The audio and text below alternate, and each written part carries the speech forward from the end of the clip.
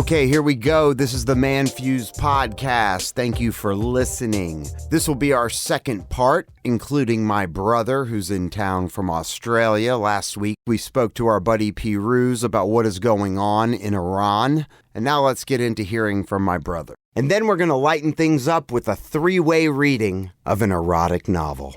So now on to you, Craig. Let's hear about you. Sealy. Sealy. Yeah. So this is, and people. That's what I asked. I said, am I Sealy? He's Sealy. He's Bruce, his brother, Bruce Lee. So here's, and I don't know if I have this right, because it's a question I get asked all the time. As soon as I say that my brother lives in Australia, it's, how did he end up there? Yeah. And the story I tell, from what I can remember, is that when you were in college, you went to UGA, and you decided that you were going to take a year off and you were going to travel the world. It was actually a funny little story, because my best friends and I, we were all getting drunk one night. Let's travel the world. Let's go here. I always wanted to go there. You know how you get in that impassioned state when you're absolutely plastered. Of course. Making all these plans. And then the next morning, everyone's like, oh, fuck that, dude. I just want a donut. But you didn't. I wrote down the list and I took it home, and I was dead set on it, and I started working towards it. I started saving, and I kept at my friends, and I'm like, hey, are we still doing this? And I'm not sure, how are we going to do that? It's a lot of money, and I got to work. And I'm like, I really want to do this. So I'm going to save up, and I'm going to keep at it, and I'm going to do it with or without them.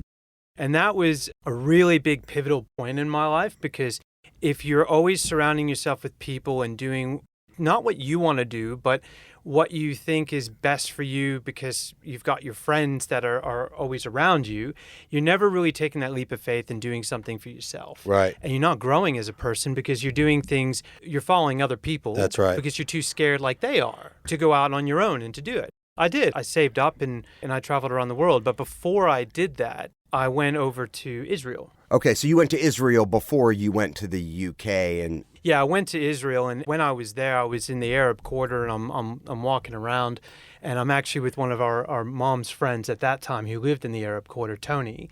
And these two Australian guys came up to us, and Tony had met them a few days prior. And they were like, hey, mate, how I get on the wall, the top of the wall in the old city and walk around?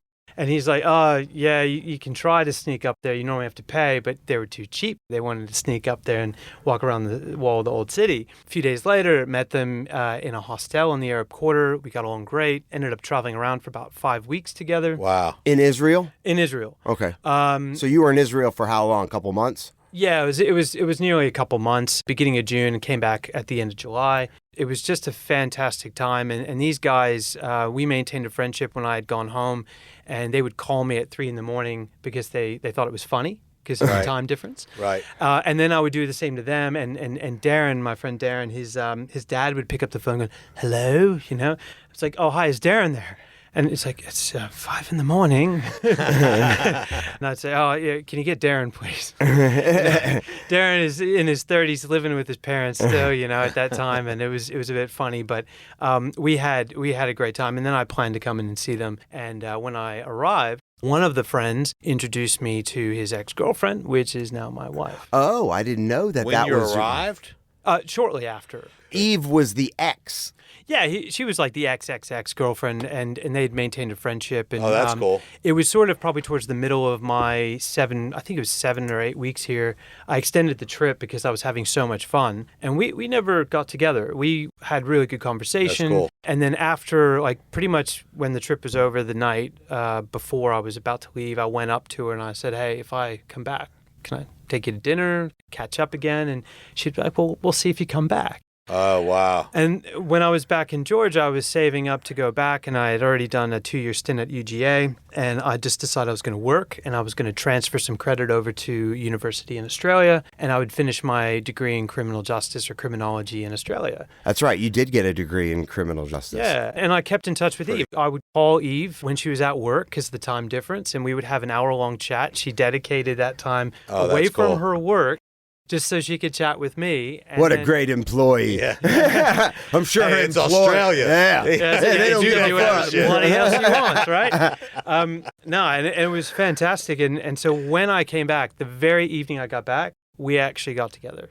Oh, nice. So from that day on, You wanted it, you came for it, it's yours. When did you go to Europe and go backpacking and all the cool stuff? Because you went to Fiji. There's a sword, Ben, in my case right there. Gladius. Yes. The gladiator sword. Yes.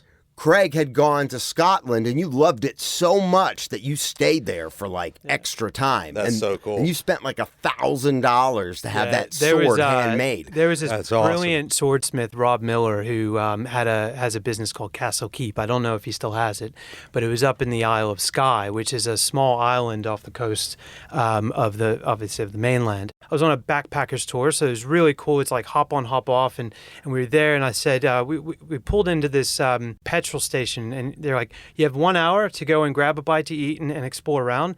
I didn't even know where this guy's workshop was. I just guessed the direction. I wound up at his studio, and I said, Rob, I need to get a sword. I want a sword from you, something authentic, something Scottish.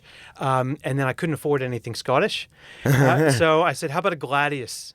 Can you do me a gladius? And he's like, yeah, a claymore, for example, like the Braveheart swords, you know, the really good ones. He was charging over 1,000 quid for that, 1,000 pounds. So at that time, it was like 50 pounds to the dollar. So yeah, it would have been like $1,500. It would have been $2,000 or something ridiculous. I got that gladius behind us. I got that probably for about 250, 300 pounds. Oh, okay. So it's about 500 Oh, okay, US. I thought it was a little more than that. It was great. And That's awesome. I ordered it from him, and he shipped it back to me after I got home. The Europe trip, was that before Israel? No, Europe trip was after. Okay. So I got a taste for travel when I went to Israel. You know, actually, I think it was that evening with my friend. It was after Israel because I was still at university. We were still catching up when we'd go home and meet. Actually, no, it was 2001. Okay. Because I was in Australia when 9/11 happened. I was actually at my friend Darren's house. Wow. And they woke me up and they said, I think you should come in and see what's on TV. I mean, you went to Thailand. You went to, I don't even know how many countries you went to. I started out in the UK, so I went England, Scotland, Ireland, and then I met these girls who were French, and they put me in touch with their aunt in Paris. That's and cool. I stayed with their aunt for a week. That she wouldn't have it that I was only going to be there for 2 days. She wanted to show me around, and she lives right behind the Musée d'Orsay, which is one of the biggest and most popular museums in Paris, right on the Seine River. And I spent a week there. It's so cool how he's like that. Oh, yeah, just go stay with my aunt, and they just bring you in. so Very cool. hospitable, great friends in I've France. always had a great time in France. On the Isle of Skye, actually, I met my other friend Xavier, who I went and visited when he lived in Grenoble, and that city it's awesome. And then how did you end up in Fiji? In a hostel for like $7 a night on the beach in the sand. What ended up happening is around the world tickets really didn't exist back then, whereas they do now. Around the world tickets? Around the world tickets, where you basically go in one direction all the way around the world, crossing both Atlantic and Pacific Oceans. I had a unique circumstance. I had my university dorm room or my university housing that I needed to move out of, and all my shit was there. Yeah. And it was sort of like I can either delay my entire trip by 7 months, Right. or I can go and break it up, and after about 3 or 4 months, go back home, empty my stuff out, spend a few weeks with family, and then go the opposite direction. So after Europe, and I went to Egypt, by the way, and that's an epic story in itself. After Europe and Egypt and stuff, I went back home, cleared out my stuff, and then I flew out to the Pacific. Went to Fiji for a few days, and then into Australia, and then I went to Thailand. I had to get home because 9/11 was going to happen. I was meant to go to Russia after Thailand. That's right. You were taking Russian in school, right? Yeah, I studied for 3.5 years, yeah. Not so popular now, though. Could come in handy. So you met Eve. You decided you were going to finish school in Melbourne. Yeah. And then you went out there and you fell in love. Yeah, I fell in love. Children came after. Well, the cool thing is when, and it's still in existence now, when you go in as a student, you don't have a no further stay clause in your visa. So as long as you apply for another visa while you're on your student visa, you can remain in Australia until the verdict of that visa comes through. And so we had been together long enough to know that we had something special, and we wanted to do a de facto spouse visa, which meant that I could then get temporary residency into permanent residency, segueing in citizenship. And now you're a dual citizen. I got a two man passports. of two countries. On opposite sides of the world. That's pretty dope. So when I go traveling, if there's a country that's better for the U.S. passport, which these days is not a lot, I would use my U.S. But if it's better for Australian, you pull out a passport depending on, I mean, what would be better? Meaning you could stay there longer? yeah. So for example, when we were Do they roll out the red carpet if you are Australian and you whip out that bad boy versus another one? well, if you're going to a Commonwealth country, then in a lot of cases your Australian passport is better because you're a Commonwealth country. Yeah, you're like a citizen, right? Well, I mean, not really. I mean, the Queen or now the King, is the head of state, but they actually don't have any influence over Australia or Canada or Fiji. It's kind of like more of a symbol. Like if we wanted to be a republic, we could vote and have a referendum and become a republic. But I think the people really enjoy the idea of having a royal family because still to this day, they haven't voted in a referendum to get rid of the monarchy.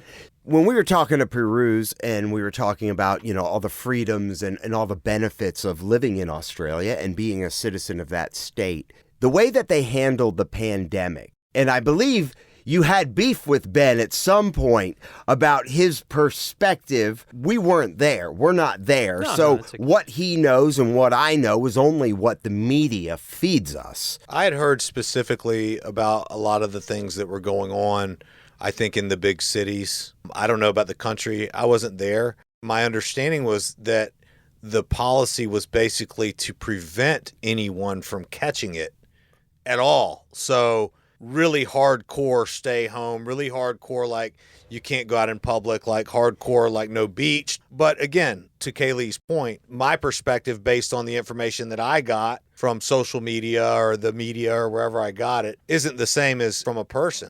But my understanding is it was pretty harsh. Oh, no, it you was. know what I mean? And your comments weren't all that far off. Yeah. But when people talk about things in Australia, especially that asshat Tucker Carlson, you get extremes which are not actually reality. Yeah, of course. Absolutely. A picture showing someone getting tackled to the ground by police Right. from a year before the pandemic gets put in with the Right. pandemic Yeah, Right. saying, look at what's happening in Australia. Right. It's not true. Imagine a country the size of the U.S., which Australia is pretty Right. much in landmass, but with a population of less than California. That's crazy. 26 million people in Australia for the amount of space that we've got, Right. which is That's why nothing. I know. It's nothing. It's like there's Montana. 40, what is there, 40 million in California? Yeah. And that's one of the reasons why we're called 8 lucky million country. on Manhattan. I Shit, mean, how for many goodness million sakes. are in Atlanta? 10, 8 million. 12? Yeah, 8 million. Well, we have about 5 million in Melbourne and probably about close to 6 in Sydney, but Melbourne's about to take over Sydney. But we're very different. We've got 6 states and we've got 2 territories. Now, when you look at America, you got 50 states, and there's no way in hell you can shut down a border of a state in America. It's impossible. Mm-hmm. Even if you wanted to do it, you couldn't do it. Physically impossible. The amount of resources it takes with everything. What we had was a COVID zero policy. The aim was we don't know what we're dealing with. We know that only 1% of people that get this virus die. Yeah. But when you take in account, let's say America, 330 million people. What's 1% of 330 million? It's 3,300,000, right? 3 million. That's a lot of fucking people to die. Yeah, of course. Now, the problem is the overwhelming nature of the health system. We knew our health system would fail completely, like anyone else's, if we don't have a vaccine and we don't have a way to regulate it. Having lockdowns was the only way to prevent the widespread nature of COVID, and border lockdowns was also a really big thing. New South Wales, which is the state above where I live in Victoria, they had some outbreaks. Victoria shut their borders to people in New South Wales. We don't want your dirtiness in here. Yeah. That kind of stuff. We had like the Ruby Princess, which is this big controversial, cruise ship docked in Sydney. 800 or so COVID cases on board. People needed hospitalization. But, when hospitals are getting overrun, you also have to take into account if they have no more beds, if doctors are getting furloughed because they're getting it, nurses are getting furloughed, you have reduced staff, reduced ambulance. You still have people having heart attacks, still have people getting strokes, breaking arms, getting shot, stabbed, probably not in Australia getting shot. People, have accidents. You can't get a gun in Australia, is that right? You can get a gun, but only some guns that you can get, and you have to go through an extremely rigorous process to get it. Usually it's reserved for people who either hunt or who are on farms. So like people in the outback. Yeah, they have rifles and stuff, but you're not going to see people with AR-15s and stuff. No way. You can't get those. Black market, you can. But anybody who has a gun generally isn't killing anyone who's completely innocent. It's usually a gang on gang. Right. And it's very, very rare. We had one massive massacre at Port Arthur in Tasmania where a guy had killed, I think it was the largest mass shooting at that time anywhere in the world. Australia basically said no more guns, and people were like, yeah, fair enough. And they did a buyback scheme, and everyone gave up their guns. And I'll tell you, anyone who says that you need a gun because other people have guns, it doesn't equate when you compare the cultures, but the culture here is so different. You're never going to get rid of guns, and you've got to accept that it's part of the amendment, the Second Amendment of the Constitution. So I don't even want to get into that debate. But, you know, it's people's right. But people in Australia just chose that they didn't need it. And we don't get mass shootings. We don't get violence like that. But back onto COVID anyway, it was handled very differently. But we only had about, by the time the U.S. hit about 1 million people dead, we only had about 2,000 people that died. That's not a lot of deaths. With that kind of land mass, too, and that level of population spread out like that, it's easy to see how people could be more so like on the same page, like have a little bit more pride in their nation and in their way of doing things, and everybody could be brought to an agreement of, hey, this is what's best for us all a lot more easily than if you had 300 million or let's say 8 million people on a small piece of land. If you think about it, the more people, the worse as far as it is to... The more complicated it is to get everybody... There's a lot less trust. Yeah. You know? But that's why I Fuck said, you. that's why I said you couldn't do it. There's a lot less trust. You couldn't do it. You couldn't do that kind of lockdown in America. Like in Victoria, where we were, the premier is like the governor of the state. Right. And we spent 260 plus days in lockdown over 2 years. Wow. We couldn't go further than 5 kilometers from our home. We couldn't go out for recreation for more than an hour a day, and only one person from a household was able to go grocery shopping each day. Wow. Now, that is really harsh, but remember, we were COVID zero, no COVID, and we did go a long time. It's all about no COVID, yeah. We at did that go point, a long that's the time mission, I guess, at that without moment. any COVID. And even though it was really strict, you would never get that kind of cooperation if the community didn't want to cooperate. That's right. That's what I'm saying. Yeah, exactly. Yeah. I mean, China's bolting people and welding people into buildings and shit like that. You see what's going on there with Foxconn and people breaking out. Yep. People will find their way into revolt if they truly don't agree. And you're right, man. I'm not speaking against what 26 million people want to do.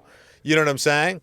And if it's the right thing to do, and we're only going on our perspective of what we deal with here and going, what the fuck? Yeah. You know what I'm saying? I think the point that I had... But I never got vaccinated. I never wore a mask. I never did any of that shit. So I'm probably the asshole in the room. No, right? not at all. Not at all. Because I said, I think it's not as bad as the flu. I think it's a cold. I did a ton of research. I initially was terrified. I moved to the beach for 5 weeks. I wouldn't talk to anybody. I had a mask, I had gloves, I had goggles. I had the whole shit, dude. And I didn't go anywhere. I stayed at the beach for, a while. And while I was there, I started doing some research. I started reading into it. And I made up my own mind about what I felt and what I thought. And I'll be honest with you, I prayed a few times that I wasn't wrong. And there was one moment in time, the closest I ever came to getting vaccinated was when they came out and said, you just don't want to be laying on that hospital bed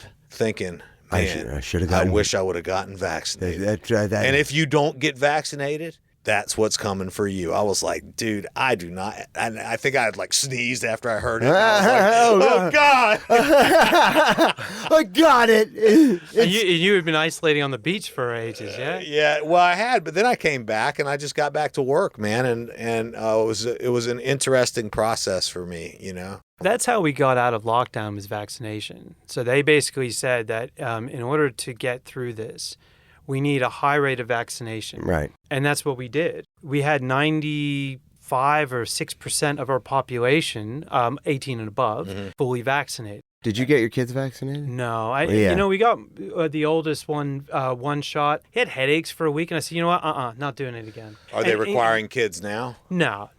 It was a really aggravating situation. We woke up one morning when everyone was trying to get vaccinated, Right.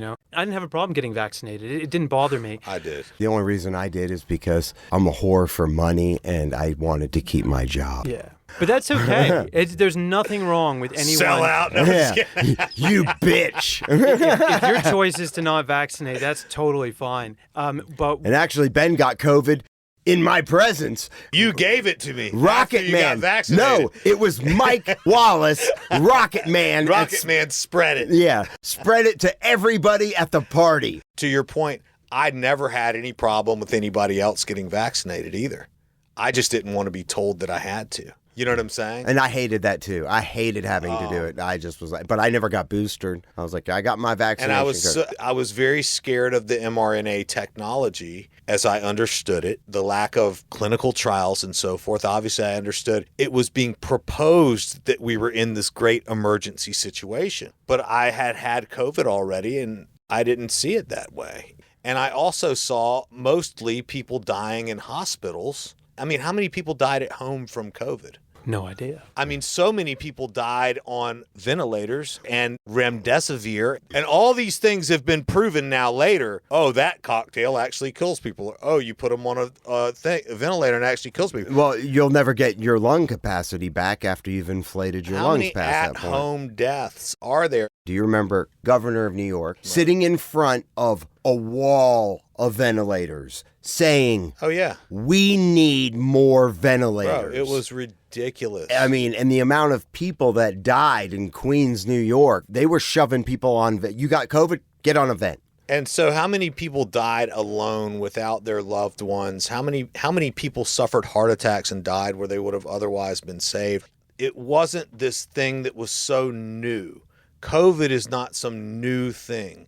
But the way that the media made it, and it was interesting to me how all of a sudden you had something coming out of a communist country, which was now causing free nations to adopt communist-style rules and employ them on their people for health. It's like this whole idea of now the new thing is climate lockdowns. Oh, well, you know, the climate change is happening and it's because of the exhaust from our cars, and you can't drive an electric car either because it takes energy to create electricity and it's bad for the atmosphere. So now we're going to, since everybody's already working from home, we're going to ask you to stay at home. I mean, it's just this whole aspect of control, which you see being implemented in closed societies, and these harsh things like, what if you did get caught 10 kilometers away from your house with your wife going somewhere? I mean, you know, you'd be in trouble, you know, or I don't know about Australia, but I'm just saying, like, You get a fine. you get a fine. China, you get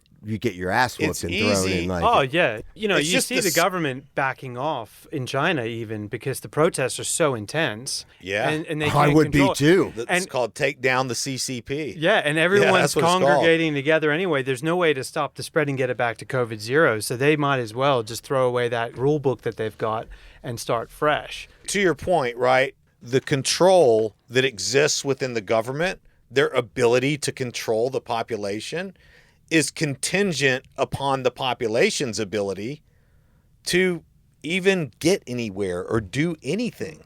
And if you look at the World Economic Forum, you look at what they're talking about, the types of things that these people at the World Economic Forum are talking about as far as the future of humanity and what has to occur with global powers and so forth, and how Klaus Schwab writes a book called COVID-19 and the Great Reset. And it talks about exactly what they're doing. Justin Trudeau is a World Economic Forum leader. There's many World Economic Forum leaders throughout the world that are acting and taking action upon the nations which they rule with World Economic Forum guidelined initiatives through the laws. And so it's just this whole idea, which maybe I'm a romantic in the sense of wanting to be free. Is there any true freedom? I don't know. Ben, are you done? Yeah, I mean, I'm done. I just No, and I'm not trying to cut you off. No, it's just frustrating to me to hear about Iran and to hear about China and to hear about all these things. I'm happy to hear about the people of Australia who are happy to do these things. And you know what? Dude, personally, I have no problem with any of it. Not everybody, you saw right? protests. You saw people getting pissed off. Definitely. And, it's whatever. I mean, look, it's whatever's best for everybody, right? But no, I agree. I don't like the control. It just pisses me off, dude, because I know the heart of the human soul. And each person has God-given sovereignty and divinity to their unique self. And to see that oppressed, it drives me nuts, dude. Ben does not like that. I don't like it. I'm so fucking sick of it. You know what I'm saying? I do know. Dude. And I don't like it either. I think Kaylee's got something to lighten the mood. Yeah, I want to lighten the mood, Ben. I want to bring you. I'll stop going all Django. One of my favorite movies, bro. Yeah, it is. Okay, here are the rules. We're going to lighten it up. Ready? This is a little porn music. It's called Bananas and Melons. Oh. You get that? So we are going to go. I would like to start. We're going to go paragraph by paragraph. We're going to take turns, gentlemen. Now, the goal is to try to insert, if the word comes up, or your vagina, you want to try to insert a fruit or vegetable in the name. Now, some of the adjectives are going to be near impossible to put it into place, and Ben might blurt out the real thing. Well, could we even just put any word that we can think of other than that word? Sure. If it weren't food? Yeah, I mean, it could be, anything. Motor oil. Yeah, exactly. Okay. Any word. I want you to start go to the next page. You'll see the second paragraph down. I gasped for air. Okay? Let's do this real quick.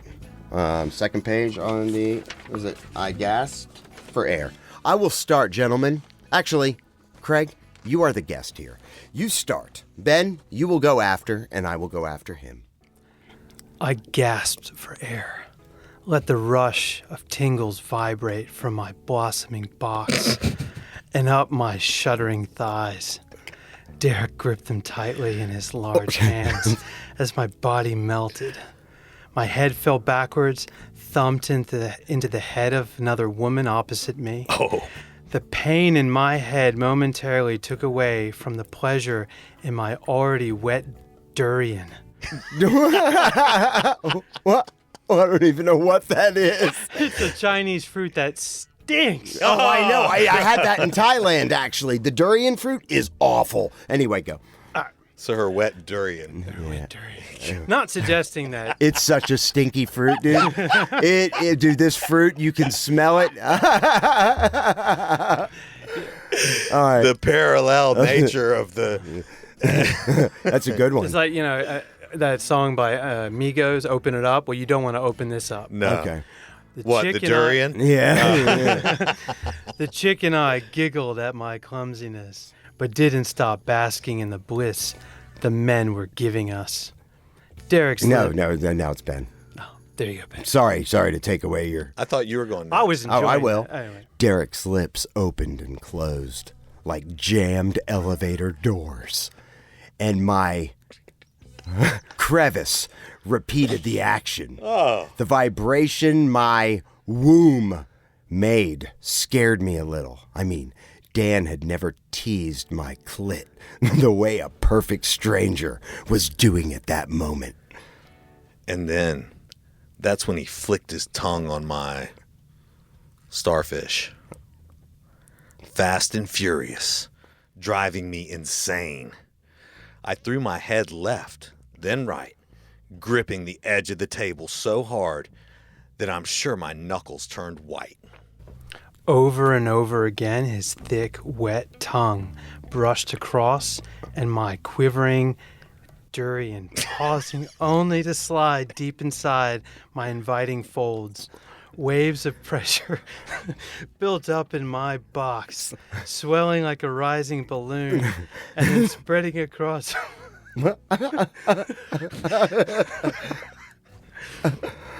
my body when he lifted his head up to smile at me, his lips wet and juicy. A male voice yelled, "Next!" What does that mean? And took me by surprise. The softness of Derek's tongue went away, disappeared, and I lifted my head, a frown on my face. He wiped his mouth with the back of his hand, winked at me, and said, "Goodbye, love," before moving on to the woman beside me. I must admit, I was a tad disappointed to see him leave, but when two men appeared between my legs, both of them holding me wide open, I forgot about that Roman nose stud. "You go first," the brown-haired, green-eyed guy said to the blonde. The blonde replied, "No, after you." I smiled at the little show they put on in front of me. It was all so sexy. My nipples hardened and my dripped, anxious to be stimulated again. They eventually agreed to join in together, and both their heads fell out of my eyesight. I gasped, my breath falling into my Cobra Kai, when I felt a pair of lips kissing my inner thighs. A tongue wiggled from the top of my slit to the bottom, soaking up all my wetness. As I continued to gush for them. Gosh. And when I felt the building thunder rushing from my entire body and into my now liberated labia, I closed my eyes tightly, let out a cry of painful pleasure. Oh no! Wave after wave of pulsating tension wrapped around my Mugu, and I cried out loud. Oh, God. I guess my boldness paved the way for the other women on the table to let out wails and moans of pleasure. Some simply hummed repeatedly, while others made breaths like they were in a Lamaze class or something. And when I felt two lips and two tongues fighting over entry into my banana hole, I went wild. I thrashed around the table, and one of the guys attempted to hold my shoulders down, I guess to help me refrain from hurting any of the girls surrounding me.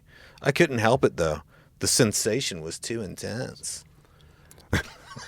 Another wave of thunder rushed to the meeting of my thighs, and I cried out louder, a tear slowly rolling from my eye and gliding across my temple. The woman next to me must have felt my heat, because she uttered, "Yeah, baby girl," before leaning over me and trying to put most of my Vin Diesel in her mouth. She sucked on my nipple and even bit into it, sending my nerves ablaze. She flicked and sucked my nip. So much passion. I lost my breath with each passing moment that the men between my legs slithered their tongues across my hole. After a few more seconds of the overly intensive stimulation, I started to yell the word f***. Then the male voice boomed the word again, "Next!"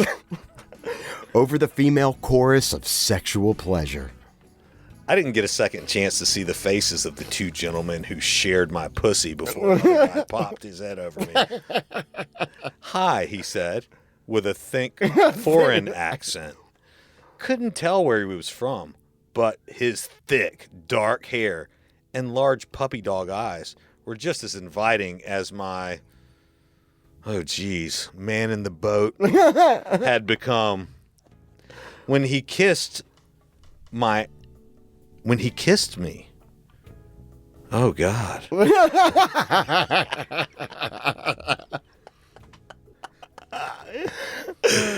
Oh, geez. When he kissed me, my banana exploded. Oh. Sending my sweaty body into convulsions of pleasure. My body shivered in reaction, and I reached down, playing wildly with my flower as waves of pleasure wrapped around my midsection. Goodness! I couldn't believe I'd climaxed just from a kiss.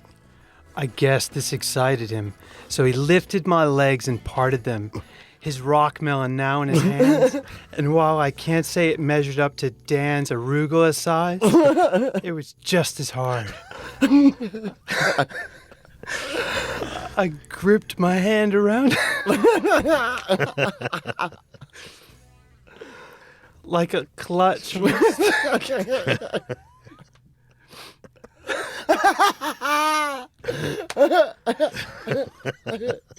Come on, go into Stop first laughing. gear. Go All into right. first gear. Like a clutch on a stick shift, I was hesitant about putting into first gear.